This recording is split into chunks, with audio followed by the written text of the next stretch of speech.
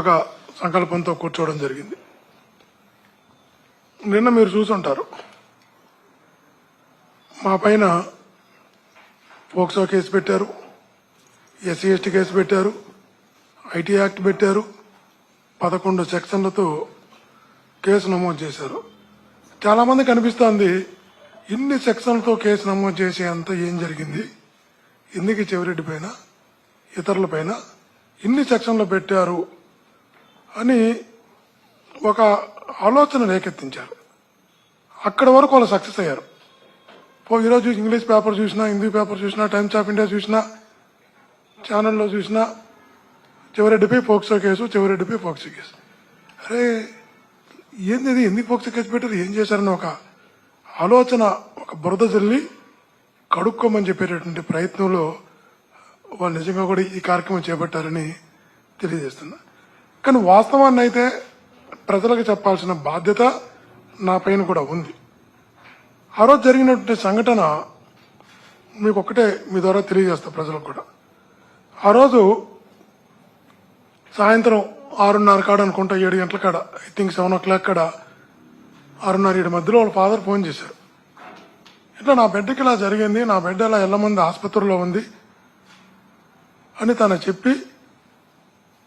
చెప్పినప్పుడు ఎక్కడో 80 కిలోమీటర్లు ఉన్న ప్రాంతానికి, తలకోన దగ్గరది ఉన్న ప్రాంతానికి హుటాహుటిన 7 గంటలకంత 7:15 బయలుదేరి అడావుడిగా వెళితే ఆ బిడ్డకు వైద్యం ఇవ్వాల్సిన రూమ్లో డాక్టర్లను బయట పెట్టి పోలీస్ సిబ్బంది విచారిస్తున్నారు. నేను ఆ రోజు అడిగా, డాక్టర్లు నర్సులు ఉండాల్సిన దగ్గర మీరెందుకున్నారు, ఆ బిడ్డకు అందించాల్సిన వైద్యం కదా, ఏం చేస్తున్నారు మీరని గట్టిగా మాట్లాడడం జరిగింది. ఆ తర్వాత వాళ్ళ నర్సులు కూడా రావడం జరిగింది, అందరం కూడా బయటకు వచ్చేయడం జరిగింది. బయటకు వచ్చిన తర్వాత వాళ్ళ ఫాదరు చాలా కోపంగా ఉన్నాడు.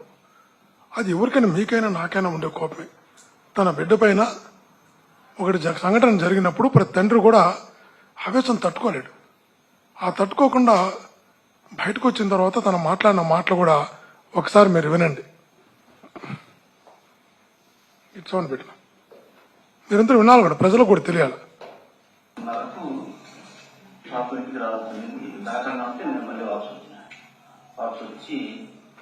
చూస్తే పడతాడు పాప, అప్పుడు టైం అయిపోయింది. అందుకని మళ్ళీ నేను ఇంటికి పోతా ఉంటా. ఇంటికి పోయేటప్పుడు ఇంటికి పోయినా పాప లేదు, బయటికి అర్థం మళ్ళీ ఇంటికి బయట ఆడ పాప. మళ్ళీ ఇంటికానికి వచ్చేటప్పుడు ఇంటికానికి వచ్చి తరగకుండా వచ్చిన ఆ పాప వచ్చేది, ఆ ఇంటికి తరగకుండా వస్తే ఆ పాప అక్కడ పడేసారు. పాపని చెట్లలో పడేసింటే నేను ఆ దారిని వస్తా అంటే ఆ పాప సౌండ్ పడింది, మోగుతా ఉంది, చిన్న సౌండ్. అప్పుడు పోయి నేను ఎత్తుకొచ్చిన ఆ పాపను ఎత్తుకొని హాస్పిటల్కి వచ్చి మా నాన్న ఫోన్ చేసి ఇంటికి వచ్చిన హాస్పిటల్ బండిలో తీసుకొని వచ్చిన. అసలు ఎవరనేది తెలియలేదు సార్. పిల్లలు పాప కూడా గుర్తుపట్టలేదు. ముందుకే గొడవలు కట్టుకున్నాడు. అందరూ బయటలో వచ్చినారు. పాపను పట్టుకుని మాత్రం గుర్తుంది అంట. ఆ పాపకి ఏదో తాకినారు, మళ్ళీ ఏం గుర్తులేదు.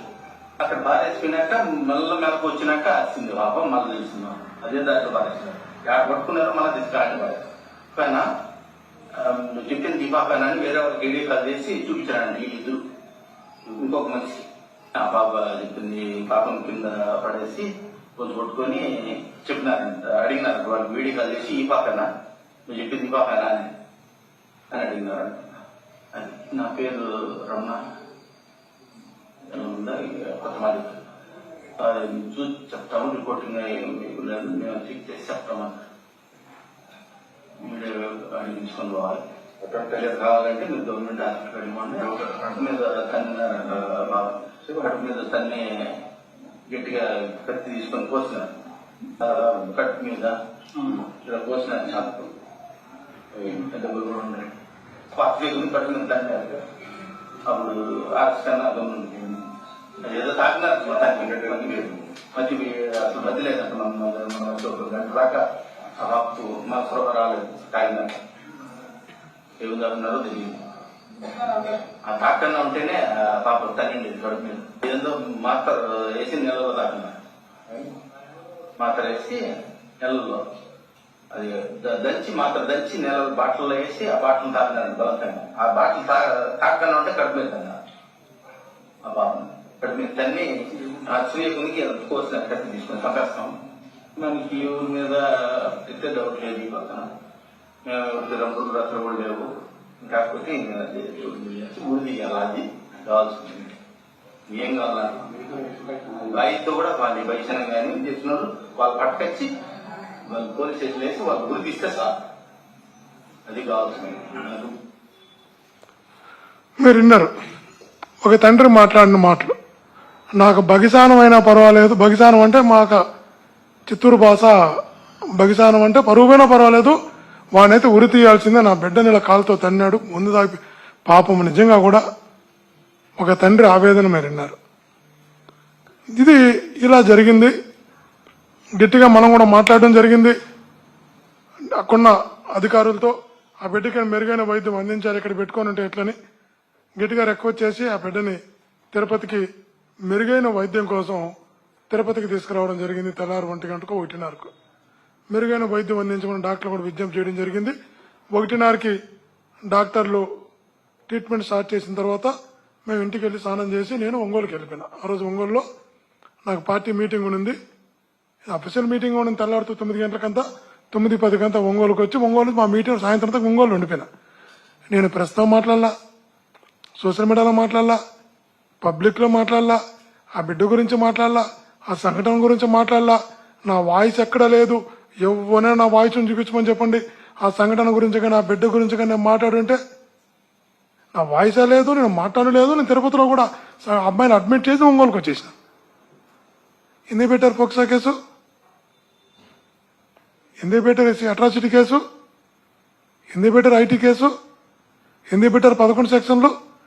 దీంట్లో తమాషాన అంశం ఇంకోటి ఏంటంటే, నాగార్జున రెడ్డి అని అక్కడ మండల పార్టీ అధ్యక్షుడు వైఎస్ఆర్ కాంగ్రెస్, తన బిడ్డని ఆసుపత్రికి తీసుకెళ్లతో తన రోడ్డు మీద వదిలేసి వెళ్ళిపోయారు పోలీసులు. పోలీస్ జీబులో తీసుకెళ్లారు. పోలీసులు ఏం చెప్పారు, పీలార్ తీసుకెళ్తున్నామని చెప్పారు, రొంపుచర్లు అన్నారు, తిరుపతి తీసుకొచ్చారు.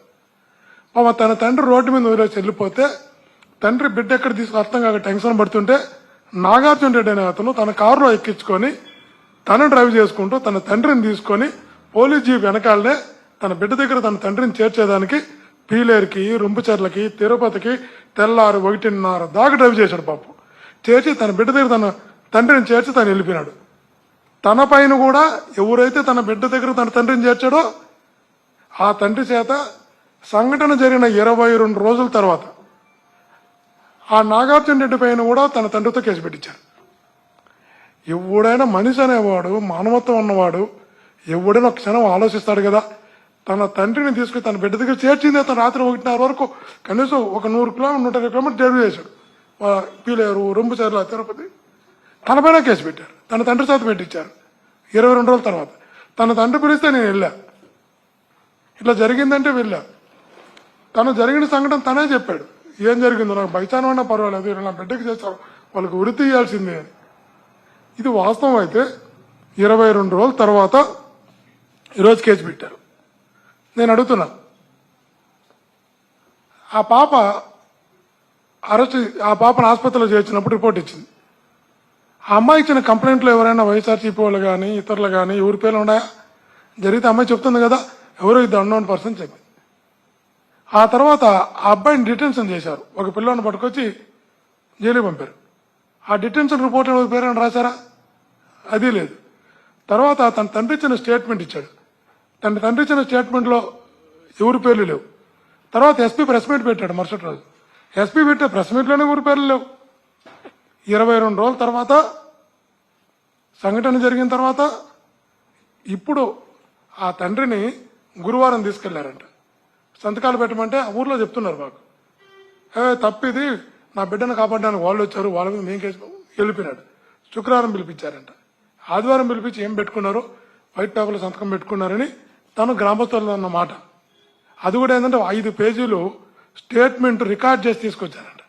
సరే టైప్ చేసినటువంటి దాంట్లో ఏదేమైనా ఒకటే చెప్తున్నా, మీరు ఎన్ని రకాల కేసులు పెట్టినా, ఎన్ని రకాల తప్పుడు స్టేట్మెంట్లు ఇచ్చినా, ఎన్ని రకాలుగా ఇబ్బంది పెట్టాలనుకున్నా ప్రజలు దేవుడు గమనిస్తాడన్నాడన్న విషయాన్ని మర్చిపోవద్దని చెప్తున్నా. ఒకటి మటుకు నిజం, మాకు మనసా వాచా కర్మ నా బిడ్డకి న్యాయం జరగాలని ఆ రోజు కోరుకుంటున్నాం, ఈ రోజు కోరుకుంటున్నాం. 2 వ్యక్తులు ఉన్నారని పోలీస్ రిపోర్ట్లు రాశారు. ఇక్కడ పోలీస్ రిపోర్ట్లు ఉంది. 2 వ్యక్తుల, ఒక వ్యక్తిని జైల్లో పెట్టారు, ఇంకొక వ్యక్తి ఎక్కడ అని అడుగుతున్నా. తర్వాత ఆ రోజు ప్రచారంలో ఇలా జరిగింది కాబట్టి ఇలా చేశామంటున్నారు. సరే, మాతో పాటు అన్ని ఛానళ్ళు కూడా ప్రచారం చేసినాయి. ఎవరి మీద కేసు పెడుతున్నారు, ఏ ఛానల్ మీద కేసు పెడుతున్నారు? ఈనాళ్ళు అయితే కొంచెం అడుగు ముందుకేసి ఈనాళ్ళు ఏం చెప్పారంటే పాడతాను బాలికపై అత్యాచారం అని రాశారు. మేమైతే స్టేట్మెంటే ఇవ్వాల. ఈనాళ్ళలో స్థానిక మదిపల్లి చెందిన విద్యార్థి స్థానం జిల్లా పరిషత్ 10వ తరగతి సోమవారం సాయంత్రం వదిలి వెళ్ళంటే నడుచుకుంటూ వస్తున్న ముసుగు ధరించి ఉన్న వ్యక్తులు అటకాయించారు. బాలిక ప్రతిఘటించగా చంపేస్తాను బెదిరించి తమ పొదల్లోకి తీసుకెళ్లారు. మత్తుమంది ఇచ్చి హత్యారం చేసినట్లు ఈనాడులో రాశారు. ఇప్పుడు ఈనాడు మీద కూడా కేసు పెడతారా? పోక్సో యాక్ట్ చాలా ఛానళ్ళు రాసినాయి, అన్ని ఛానళ్ళు రాసినాయి. ఆ ఛానల్ పైన పెడతారా? ఆంధ్రప్రభలో రాశారు బాలికపై లైంగిక దాడి అని. ఆంధ్రప్రభ మీద కేసు పెడతారా? ఆలోచించాలా. ఒక్కటి మాట గుర్తుంచుకోండి, మనసా వాచా కర్మణ ఆ బిడ్డకు మంచి జరగాలని కోరుకున్నాం, న్యాయం జరగాలని కోరుకున్నాం. ఆ బిడ్డకు మంచి జరగడం కోసం ఆసుపత్రికి తీసుకెళ్లి చేర్చాం. ఆ బిడ్డకు మంచి వైద్యం అందించే ప్రయత్నం చేశాం. ఈరోజు ఆ బిడ్డను ఎవరైతే ఇబ్బంది పెట్టారో వాళ్ళని శిక్షించాలని మనస్ఫూర్తిగా కోరుకుంటున్నాం. మేము ఏ తప్పు చేయలేదు కాబట్టి మాకు అందులో పాప బీతింది. నాకైతే కర్మ సిద్ధాంతం నమ్మేటటువంటి వాళ్ళని తప్పు చేయను, తప్పు చేసే ప్రయత్నం కూడా చేయను. కాబట్టి మాకు నేచర్ గాడ్ సపోర్ట్ ఉంటాడు. మీకు ఒకటే చెప్తున్నా, ఇట్లాంటి కేసులు పెట్టి పోక్సో యాక్ట్లు కానీ, ఎస్సీ ఎస్టీ యాక్ట్లు కానీ, ఆర్టీ యాక్ట్లు కానీ, ఐటీ యాక్ట్లు కానీ, ఏ యాక్ట్ అయినా పెట్టుకోండి, 11 కాదు 15 పెట్టుకోండి సెక్షన్లు. ఒకరిని భయపెట్టి ఇంకొకరిని బెదిరించాలనుకుంటే ఎవరు భయపడే వాళ్ళకి లేరని కూడా తెలియజేస్తున్నా. 2011 నుంచి 2019 వరకు 88 కేసులు నా పైన పెట్టారు. నెలలు జైల్లో పెట్టారు. తమిళనాడు తీసుకెళ్లి కొట్టారు. కడప సెంట్రల్ జైల్లో తీసుకెళ్లి కొట్టారు. ఎన్ని రకాలు చేయాలో అన్ని రకాలు చేశారు. ఎదుర్కొన్నటువంటి వాడిని ఎప్పుడు వెన్ను చూపించి పారిపోయినటువంటి వ్యక్తిని కాదు. ఇలాంటి సెక్షన్లు పెట్టో, ఇలాంటి కేసులు పెట్టో, ఇట్లా బెదిరిస్తూ చెయ్యాలనుకుంటే ఖచ్చితంగా చెప్తాను, ఎదుర్కోవడానికి సిద్ధంగా ఉన్నాం. భయపడే ప్రసక్తే లేదు. ఇంకిన్ని సెక్షన్లు పెట్టినా కూడా భయపడే ప్రసక్తే లేదు. మీ ద్వారా వాళ్ళకి తెలియజేస్తున్నాం, యాంటిసిపేటర్ బెయిల్ కూడా నేను అప్లై చెయ్యను. నా ఫోన్ కూడా ఆఫ్ చెయ్యను. తప్పు చెయ్యలేదు కాబట్టి మీకు ఎప్పుడైనా మీరు శిక్షించాలనుకుంటే, ఎప్పుడైనా జైలుకి పంపాలనుకుంటే, నన్ను జైలుకి పంపడం వల్ల మీకు సంతృప్తి కలుగుతుందనుకుంటే, శివరెడ్డిని జైలుకి పంపి ఆనందపడదామనుకుంటే, ఏ తప్పు చేయని నన్ను ఇబ్బంది పెట్టాలనుకుంటే ఎదుర్కోవడానికి సిద్ధంగా ఉన్నా, అవసరమైతే మీ తప్పుడు కేసుల వల్ల జైలుకి వెళ్ళడానికి కూడా సిద్ధంగా ఉన్నా. మీకు చాలా స్పష్టంగా ఆ విషయాన్ని కూడా తెలియజేస్తున్నా. ఒరిజినల్గా నిజంగా చెప్పాలంటే, ఒరిజినల్గా పోక్సో కేసు విపరీతమైన అడావుడి చేసి, విపరీతమైనటువంటి న్యూజన్ చేసి, ఈ ఇష్యూని ఇంత దాకా తీసుకొచ్చి రోడ్డు మీదకి లాగిన పోలీసుల మీద, సంబంధిత పోలీసు అధికారుల మీద పోక్సో కేసు పెట్టాలి. ఫస్ట్ వాళ్ళ పైన పెట్టాలి.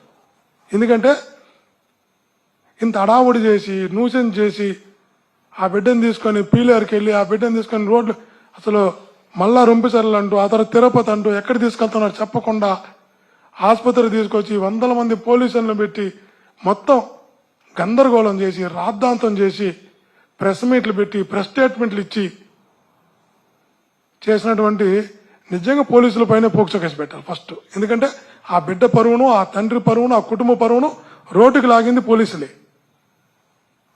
వాళ్ళే లాగారు రోడ్డుపైకి. వాళ్ళపైన ముందు పెట్టాలి. మాకు ఒక ఎస్పీ గారు వచ్చారు సుబ్బరాయుడు గారు, ఒక అడిషనల్ ఎస్పీ గారు వచ్చారు రఘుమనోహరాచార్య గారు. పాపం కూటమి ప్రభుత్వం కళ్ళల్లో అయితే చెప్తారు కదా ఇప్పుడు సంతోషం చూడాలని పాపం ఇద్దరు కూడా ప్రతి క్షణం తప్పిస్తున్నారు. ఆ తప్పించే క్రమంలో పాపం 22 రోజుల పాటు ఆ తండ్రి ఎక్కడ వాస్తవాలు చెప్పేస్తాడు అని ఆ తండ్రి చుట్టూ ఇద్దరు పోలీసులు కంటిన్యూగా ఆలోచన పెట్టారు. ఎవడైనా ఆ పాపను ఇబ్బంది పెట్టినాడు ఈయన పట్టుకురావాలి కానీ తండ్రి చుట్టూ ఇద్దరు కానిస్టేబుల్ పెట్టి ఆ రోజు నుంచి పాపం నిద్ర లేకుండా శ్రమపడ్డారు. శ్రమపడి 22 రోజుల తర్వాత ఏదో ఒక రకంగా భయపెట్టు బలవంతం పెట్టు ప్రలోభపెట్టి ఏం చేశారో ప్రలోభమో భయమో బలవంతమో పెట్టి ఆ తండ్రి చేత స్టేట్మెంట్ ఇప్పించి మా అందరి మీద కేసులు పెట్టించి పాప రాత్రి ప్రశాంతంగా నిద్రపోయి ఉంటారు. అంతగా శ్రమించినటువంటి మా జిల్లా ఎస్పీ గారికి అడిషనల్ ఎస్పీ గారికి అభినందనలు తెలియజేస్తున్నా. పాపం 22 రోజుల పాటు ఆ కేసు పెట్టేంత వరకు వాళ్ళు పడ్డ శ్రమ మన చిత్రువు కూడా రాకూడదని కోరుకుంటున్నా. కానీ ఒకటి మాట చెప్తున్నా, నేను మీరంతా కూడా భాస్కర్ రెడ్డి అంటే వీడికి మొరుడోడు అనుకుంటారు, మొండోడు అనుకుంటారు. మీకు చెప్తున్నా, అంతకన్నా మించి నేను లా గ్రాడ్యుయేట్ని, అంతకన్నా మించి నేను పిహెచ్డి వరకు చదువుకున్నాను. చట్టము తెలుసు, చట్టము చదివే, న్యాయశాస్త్రము చదివే. తప్పకుండా ఎవరెవరైతే తప్పుడు కేసులు పెడుతున్నారో వీళ్ళందరిని కూడా ఖచ్చితంగా న్యాయస్థానం ముందు అయితే దోషులుగా నిలబెడతా. ఒకరోజు ఆలస్యం కావచ్చు, వదిలిపెట్టే ప్రసక్తే లేదు. ఫస్ట్ పరునష్టం దావా వేస్తున్నా ఈరోజు. తర్వాత నాకు ఉన్నటువంటి సివిల్ రైట్స్ ఏదైతే ఉన్నాయో దానికి వైలేషన్ కలిగిస్తుంది రిట్ కూడా ఫైల్ చేస్తున్నా. ఇది కాకుండా నిజంగా ఎవరైతే ఆ బిడ్డని ఆ కుటుంబ పరువును రోడ్డు మీదకి లాగారో ఛానళ్ళు కానీ పత్రికలు కానీ పోలీసులు కానీ వీళ్ళందరినీ వదిలిపెట్టి మా మీద పెట్టినందుకు ప్రైవేట్ కేసు కూడా వేసి వీళ్ళందరినీ కూడా న్యాయస్థానం ముందు నిలబెడుతున్నా. ఇంతమంది మీకు ఐడియా ఉంటుంది. ఇదే పరిస్థితుల్లో చంద్రశేఖర్ రెడ్డి అని ఒక అడిషనల్ ఎస్పీగా ఉండేవాళ్ళు. ఇదే రకంగా తప్పుడు కేసులు పెట్టి ఇబ్బంది పెడితే ప్రైవేట్ కేసు వేస్తే కరుణాకర్ రెడ్డి గారి ముందు పెట్టారు. అప్పుడు వేస్తే తర్వాత తను పడ్డ ఇబ్బంది 2003లో జరిగే సంఘటన మేము కూడా ఆ రోజు చెప్పాం, నువ్వు తప్పుడు కేసులు పెడుతున్నావు, ఏదో ఒక రోజు దీన్ని నొప్పి ఈ పెయిన్ భరిస్తావని. తర్వాత అతను పడ్డ ఇబ్బంది ప్రమోషన్ రాక, ప్రమోషన్ అందుకోలేక, కోర్టుల చుట్టూ తిరగలేక, వాయిదాకు రాలేక చివరికి పెద్ద ఆయన రాజశేఖర్ గారి దగ్గరికి వెళ్ళి రాజశేఖర్ గారిని కొయ్యమోరంటే ఆ రోజు కోర్టు ముందు కరుణాకరణ వెళ్ళి కేసు విత్డ్రా చేసుకున్నందుకు మనశ్శాంతి లేదు. తప్పుడు కేసులు పెడితే తర్వాత ఎలా ఉంటుందని. ఇదే రకంగా ప్రద్యుమ్న గారు మా జిల్లా కలెక్టర్గా ఉన్నారు. ఎలక్షన్ అప్పుడు చెప్పాం, ఎట్ట పడితే అటు చేస్తున్నాం, అన్యాయంగా చేస్తున్నాం, తప్పులు చేస్తున్నాం, మేము ఖచ్చితంగా న్యాయస్థానాన్ని ఆశ్రమిస్తాం అంటే వినకుండా ఆ రోజు కొంచెం ఎవరు కళ్ళల్లో వెలుగులు చూడాలా, సంతోషం చూడాలని చేశాడు. ఈయన చేసిన పుణ్యానికి సెంట్రల్ ఎలక్షన్ కమిషన్ 10 మందిని సస్పెండ్ చేసింది. ఇప్పటికి వాళ్ళు పెన్షన్ రాలా. ప్రద్యుమ్న గారి మీద కూడా ఎలక్షన్ కమిషన్ విచారణకు ఆదేశించింది. పాపం నిజంగా ఆయన ఇప్పటికీ జీవితాంతం ప్రద్యుమ్న గారు జగన్మోహన్ రెడ్డి గారికి రుణపడి ఉండాలి. జగనన్నతో పాటు ధనంజయ రెడ్డి గారు కూడా రుణపడి ఉండాలి. వాళ్ళిద్దరు మా అయ్యాయి ధనంజయ రెడ్డి. వీళ్ళిద్దరూ ఆ రోజు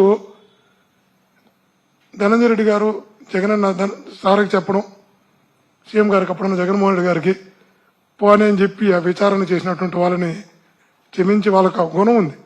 రాజశేఖర్ గారు ఆ రోజు అతను పోనీ అన్నట్టు ప్రద్యుమ్న గారి విషయంలో కూడా జగనన్న ఆ రోజు పోన్లే మన ఆఫీసరు, మన స్టేట్ ఆఫీసరు అని చెప్పి తను జగనన్న పుణ్యాన కేసులో నుంచి బయటపడ్డాడు. కాదని తను చెప్పండి చూద్దాం. అంటే విచారణ క్లియర్గా, ఎందుకంటే 10 మంది పీఓలు ఏపీఓలు సస్పెండ్ అయితే కలెక్టర్ గారి ఆదేశాల ప్రకారం ముందు కలెక్టర్ గారి ముందు జరుగుతుంది. కాబట్టి ఎట్టి పరిస్థితుల్లో ఎగ్జాంపుల్ చెప్తున్నాం మీకు.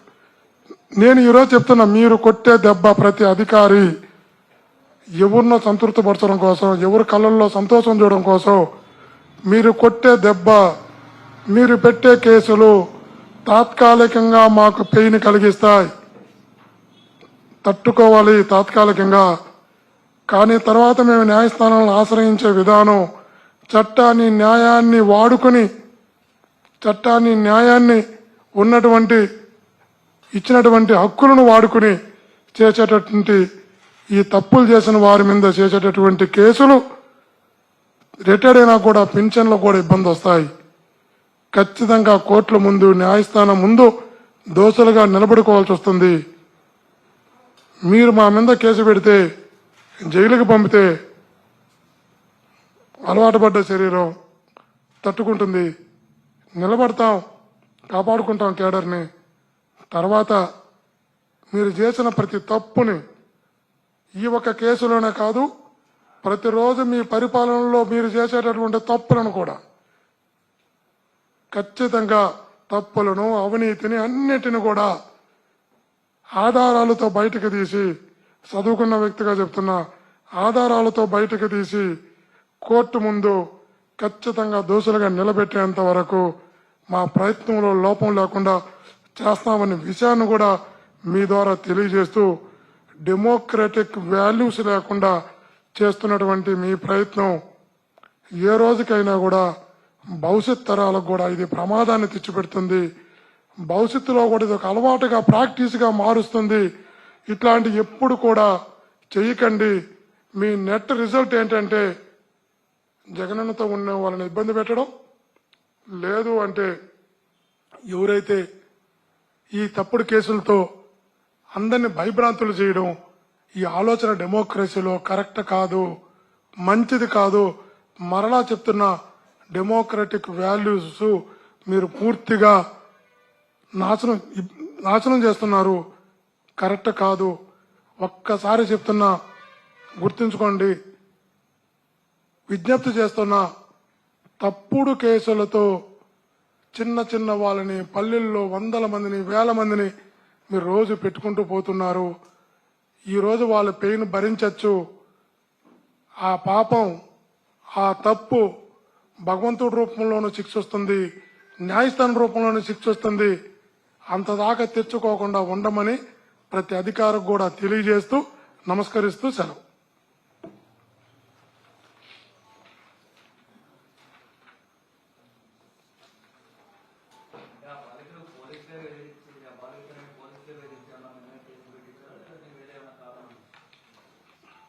ఎట్లా నిజంగా ఆ బిడ్డ తండ్రి నాకు ఫోన్ చేస్తే నేను వెళ్ళా. నా మీద ఆ బిడ్డ తండ్రి ఎందుకు కేసు పెడతాడు? ఆ బిడ్డ తండ్రిని హాస్పిటల్కి తీసుకెళ్ళిందే మేము. మా మీద ఎలా కేసు పెడతాడు? అది పెట్టాలనుకుంటే, నిజంగా అలా జరుగుంటే, ఆ బిడ్డ తండ్రికి ఆ కోరిక ఉంటే, నిజంగా అలా బాధ ఉంటే, జరిగిన 2వ రోజు 3వ రోజు కేసు పెట్టారు. 22 రోజుల తర్వాత ఎందుకు కేసు పెడతారు? 22 రోజులు ఎందుకు టైం తీసుకున్నారు?